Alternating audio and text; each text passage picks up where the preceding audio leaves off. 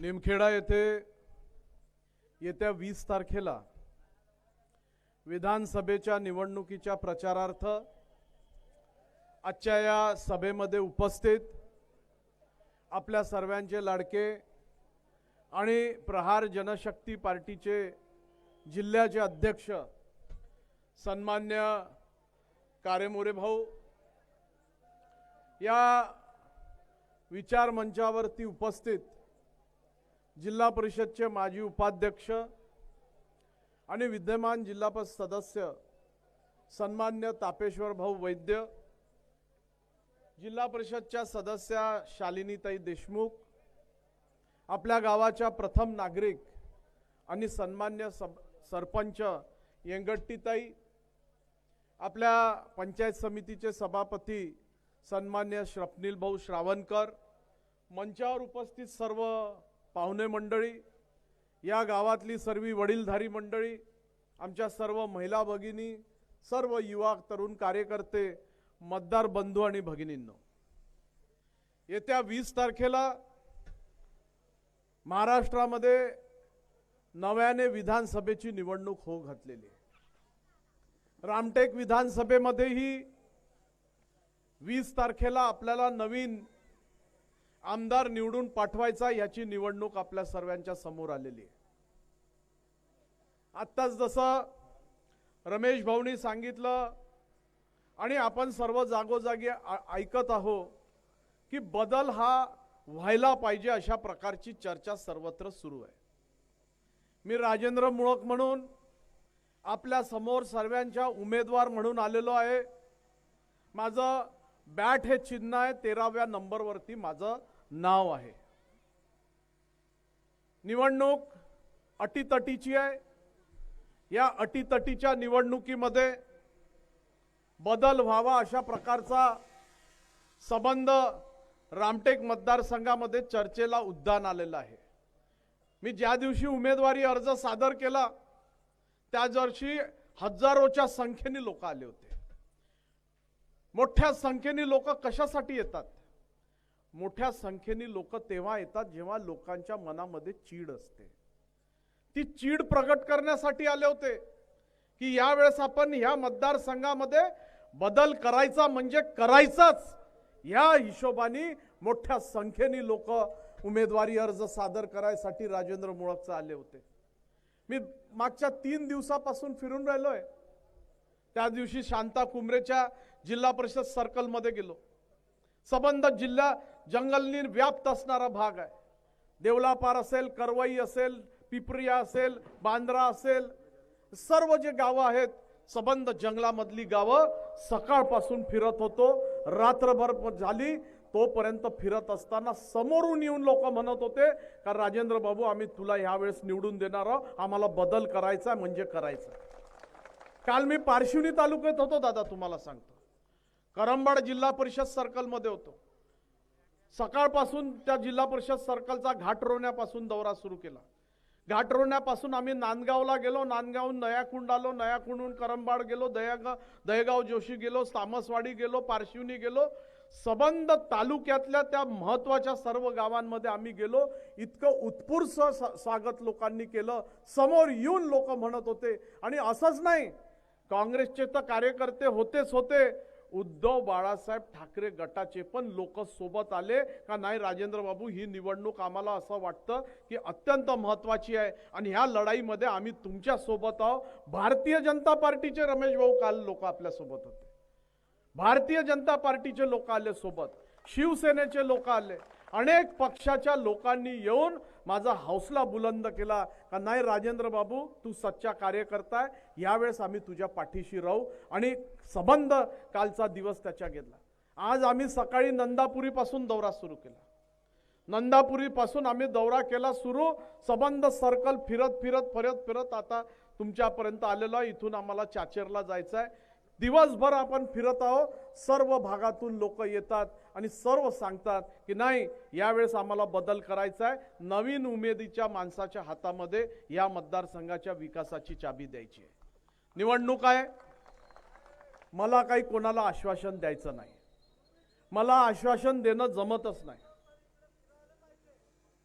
जी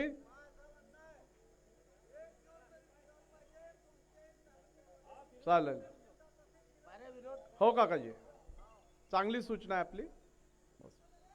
मी आता एक विषय आपल्याला सर्वांना सांगत होतो की मला काही आश्वासनं देणं जमत नाही आणि आश्वासनं ते लोक देतात जे आश्वासनांची पूर्तता करत नाही. मला खोटं बोलून तुमची मतं नाही पाहिजे. माझ्याकडून जे होऊ शकत असेल तेच मी सांगेल. मला खोटं बोलून मतं घ्यायचे नाही आहे. मी काम करणारा माणूस आहे. मी यापूर्वी 15 वर्ष आमदार म्हणून माझ्या उमरेड मतदारसंघातलं काम केलेलं आहे. आज तो मतदारसंघ राखीव झाला. आता मी काही तिथून कधी जीवनामध्ये निवडणूक लढू शकणार नाही आणि म्हणून ही निवडणूक महत्त्वाची याच्यासाठी आहे की या निवडणुकीमध्ये शब्द देणाऱ्या लोकांना निवडून द्यायचं आहे. जे शब्द दिल्यानंतर पूर्ण करू शकतात, जे विकासाच्या कामामध्ये भेदभाव करत नाही, अशा प्रकारच्या लोकांना आपल्याला निवडून द्यायचं आहे. मी एवढ्या वर्ष आमदार होतो.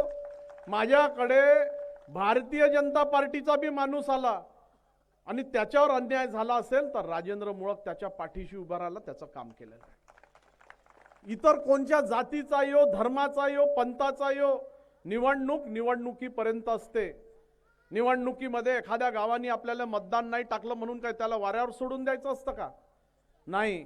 उलट टपाली त्या गावामध्ये पहिल्या दिवशीपासून कामाला सुरुवात करा आणि त्या गावातल्या लोकांची मनं जिंका. का 5 वर्षानंतर त्यांना वाटलं पाहिजे का ह्या माणसाला आपण मागे ठेवलं तरी त्या माणसाने आपल्याला विसरला नाही आणि आपली कामं केलेली आहे. आम्ही त्याच्यातली मंडळी आहे. हे आश्वासनं द्यायचे, अमुकच करून देतो, तमुकच करून देतो, हेच करून देतो. लोकांचा आजकाल राजकीय लोकांवरती विश्वासच उतरून गेलेला आहे. आम्हाला कधी कधी असं वाटतं बसल्या बसल्या स्टेजवरती का आम्ही साल त्याच्यातले नाही आहो का. लोकांना विश्वासच नाही राहिलेला आहे. लोकांना काय वाटतं हे राजकीय लोक आहेत, निवडणूक आली का उभे होऊन जातात, माईक भेटते, दनादन आपल्या लंब्या फेकतात आणि निघून जातात आणि 5 वर्ष डोळा दाखवत नाही. अशा प्रकारची परिभाषाचा राजकारणी लोकांची झालेली आहे. आज ह्या पक्षात उद्या त्या पक्षात अमुक तमुक असं करून संबंध राजकारण खराब झालेला, अशा प्रकारची स्थिती निर्माण झालेली आहे. आपल्याला ह्या मतदारसंघामध्ये एका विश्वासाचं राजकारण उभं करायचं आहे. लोकांना आपला लोकप्रतिनिधी हवासा वाटला पाहिजे. लोकांना हे वाटलं पाहिजे की भलेही मी या माणसाला मतदान नाही दिलं असेल पण मी ह्याच्याकडे गेल्यानंतर हा नक्की काम करेल, हा विश्वास आपल्या आमदाराच्या बाबतीत राहिला पाहिजे. आपण लोकांचे मी धन्यवाद देईल की आपण लोकसभेमध्ये खासदार आमचा निवडून पाठवला. एक सामान्य कुटुंबातला बबलू भाऊ बर्वे, एक उपसरपंच, आपण देशाच्या सर्वोच्च सभागृहामध्ये निवडून पाठवलं. मी आपल्या सर्वांचं मनापासून धन्यवाद देतो. एका बाजूला खासदार आमचा आहे, उद्या आमदार आपला राहिला. दोघं एका विचारांचे लोक जर राहिले तर विकासाच्या चाकाला आपण थांबवू शकणार नाही. आज खासदार एका विचाराचा आहे आणि उद्या आमदार एका भलत्या विचाराचा निवडून पाठवला तर तो त्या शिराने जाईल आणि हा ह्या शिराने जाईल आणि तुमची पिळवणूक झाल्याशिवाय राहणार नाही. आणि म्हणून ही अशा प्रकारची चूक कृपया करून करू नका. ही संधी आलेली आहे तुमच्याकडे. या संधीचं सोनं करणं गरजेचं आहे. मी आपल्याला विश्वासाने सांगतो. मी तर आमदार राहिलो, मंत्री राहिलो, सर्व विभागांची कामं पाहिलं. आम्हाला काय अनुभव नाही आहे का? तू 20 वर्ष राहिला, तुलाच अनुभव आहे आणि आम्हाला काही समजत नाही? मी पण मंत्री राहिलो, पालकमंत्री राहिलो, जिल्हा नियोजन मंडळ पाहिलं, मंत्रालयीन कामकाज पाहिलं, विधिमंडळाचं कामकाज पाहिलं, सर्व गोष्टींचे प्रशासकीय अनुभव आहे. तुम्ही उद्या ह्या मतदारसंघामध्ये जर बदल कराल तर नवाड्या माणसाच्या हातात काम देणार नाहीये, माझ्यासारख्या एका अनुभवी माणसाच्या हातामध्ये तुम्ही काम देणार. तेच लोक काही विकासाची परिभाषा समजते का? आम्हाला विकासाची परिभाषा समजत नाही. लावा उठवून फोन. उमरेड विधानसभा मतदारसंघामध्ये असेल जर तुमचे नातेवाईक तर लावून एक फोन लावून जरूर विचारा उमरेड भिवापूर कुईमध्ये का ज्यावेळेस राजेंद्र मुळक इथला आमदार होता तर त्याचं कामकाज कसं होतं. मी दाव्याने सांगतो तुम्हाला, एखाद्याही माणसाने जर तुम्हाला चुकीची भाषा सांगितली, राजेंद्र मुळक राजकारणामधून संन्यास घेऊन टाकेल. मी रडत आलेल्या माणसाला नेहमी हसत पाठवण्याचं काम केलेलं आहे. गरिबाच्या पाठीशी उभं राहण्याचं काम केलेलं आहे. अन्याय करणाऱ्याच्या सोबत मी कधी राहिलो नाही. माझ्या कार्यकर्त्यांनी पण जर मला एखाद्या वेळेस सांगितलं का राजेंद्र बाबू अमुक अमुक गलती आपल्या माणसाच्या हाताने झालेली आहे, त्यांनी अमुक कायदा तोडला, या पोलीस स्टेशनमध्ये गेलेला, त्याला सोडून दे. बापू, याच्यासाठी मी काही आमदार तुम्ही मला बनवलं का? मी कोणावर अन्याय होत आहे त्याच्या पाठीशी मी राहणार नाही. हां, जर कोणासोबत अन्याय झालेला असेल, राजेंद्र मुळक 100% त्याच्यासोबत राहिल्याशिवाय राहणार. आणि म्हणून माझी आपल्याला सर्वांना हात जोडून नम्रपणे विनंती आहे, निवडणूक आहे, निवडणुकीमध्ये प्रचारासाठी सर्वच जण येणार आहे, सर्व उमेदवार येतील आणि तो सर्वांना नैतिक अधिकार आहे.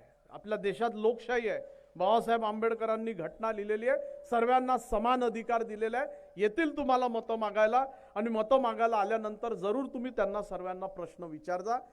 स्थानिक आमदार आता येईलच तुम्हाला मतं मागायला, आल्यानंतर त्याला विचारजा का 20 वर्षाच्या कालखंडामध्ये तुम्ही आमच्या किती तरुणांच्या हाताला रोजगार निर्माण करून दिलेला, नक्की विचारा. आपल्याला अधिकार आहे, हा अधिकार आहे आपल्याला. हा शेतीबहुल भाग आहे, हा या भागामध्ये धान उत्पादक शेतकरी आहे. पेनच्या पाण्यावरती त्याचा संबंध कुटुंब जगत असतं. का पेनच्या पाण्याची वितरण व्यवस्था आजपर्यंत तुम्ही मजबूत करू शकले नाही? टेल एंड पर्यंत का पाणी जात नाही? एवढा मोठा पाण्याचा नासाडा का होत आहे? का तुम्ही वारंवार बैठका घेतल्या नाही? का या भागातल्या शेतकऱ्यांच्या अनेक विषयांना वाचा फोडण्याचं का तुम्ही काम केलेलं नाहीये? आजपर्यंत निवडणुका तुम्ही सोप्या पद्धतीने लढत गेले, तुम्हाला कोणी लढवय्या माणूस भेटला नाही. आज पहिल्यांदा राजेंद्र मुळक जेव्हा लढवय्या माणूस भेटलेला आहे, तर दरदर फिरण्याचं काम तुम्ही तुमच्या मागे लागलेलं आहे. मी तुम्हाला विश्वासाने सांगतो, ही निवडणूक आपण 100% जिंकणार, म्हणजे जिंकणारच, जिंकणारच. आम्ही त्या ताकदीने लागलेलो आहे. हे सर्व लोक माझ्यासोबत आहे. रमेश भाऊ तर आता समोरच्या सभेसाठी गेला, त्याचे टाळ्या वाजून आपण सर्वांनी धन्यवाद दिले पाहिजे. 25,000 मतं घेतलेला माणूस मागे जाते का? कधी जात नाही. कशासाठी तो मागे गेला?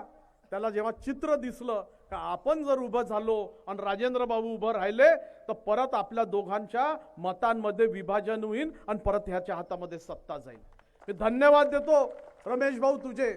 हा ऋण कधी राजेंद्र मुळक फेडू शकणार नाही आणि तुझ्या पाठीशी राजेंद्र मुळक शेवटच्या श्वासमध्ये उभा राहिल्याशिवाय राहणार नाही. मी त्या पद्धतीचा कार्य करतो.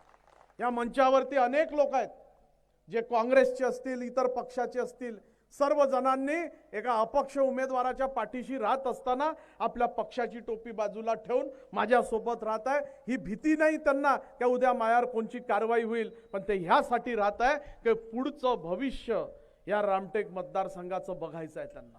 अनेक तरुण पोरांनी आस लावून ठेवलेली आहे का उद्या राजेंद्र मुळक आला निवडून, तर तरुण कार्यकर्ता आहे आमच्या भागामध्ये कुठेतरी सुजलाम सुफलाम केल्याशिवाय राहणार नाही, आमच्या हाताला रोजगार भेटल्याशिवाय राहणार नाही. या विश्वासाने सर्वजण माझ्याकडे पाहत आहे आणि तो विश्वास तुटला नाही पाहिजे, याची जबाबदारी मला स्वीकारावी लागणार आहे आणि मी ती घेणार आहे.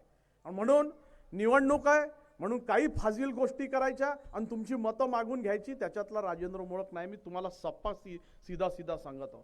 मी नेहमी तुमच्याकडे मतं मागायला येणार. आता लोकसभेची निवडणूक झाली तेव्हा मतं मागायला आलो, आज माझी निवडणूक आहे मतं मागायला आलो, उद्या जिल्हा परिषद येईल, पंचायत समिती येईल, उद्या बाजार समिती येईल, खरेदी विक्री येईल, बँकेची निवडणूक येईल, ग्रामपंचायत येईल. निरंतर तुमच्याकडे मतं मागायला यायचं आहे आणि निरंतर मतं मागायला तोच माणूस येऊ शकतो जो निवडणुकीमध्ये दिलेला शब्द पूर्ण करू शकतो. त्याच्याच लोक सलाम घेत असतात आणि त्याचंच ऐकत असतात. आम्ही त्याच्यातली मंडळी आहोत. एकदा शब्द दिला, एकदा लोकांच्या सोबत राहिलं, तर जोपर्यंत त्याचं काम होत नाही तोपर्यंत रात्री झोप लागत नाही. अशा प्रकारची आम्ही मंडळी आहोत आणि म्हणून आपण विश्वासाने आमच्या सोबत राहा. एकदा संधी देऊन पहा. ही संधी दिल्यानंतर संधीचं सोनं केल्याशिवाय राजेंद्र मुळक राहणार नाही. मला बॅट हे चिन्ह भेटलेलं आहे. पुढच्या 10-12 दिवस अनेक चेंडू माझ्या अंगावर फेकले जाणार आहे विरोधकांच्या माध्यमातून. त्या चेंडूचं काय करायचं ते पाहून टाकू आपण. पण ही बॅट जी आहे ना, पुढच्या 5 वर्ष विकासाचे चक्के चौके नाही मारले तर राजेंद्र मुळक माझं नाव राहणार नाही. हा विश्वास मी आपल्या सर्व लोकांना देतो आणि पुढच्या सभेसाठी जाण्याची आपण मला परवानगी द्यावी एवढी विनंती करतो. येणाऱ्या 20 तारखेला घराघरातून आपण मतदान काढा. हा निमखेडा जे गाव आहे ना, हा निमखेडा गाव मला माहित आहे का चीज आहे.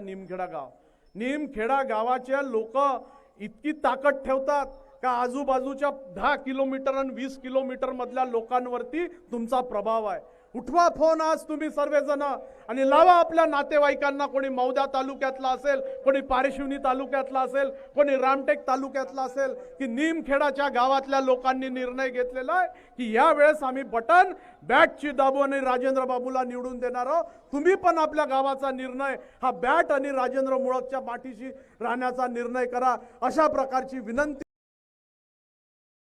एवढी विनंती करतो आणि आपल्या सर्वांची रजा घेतो.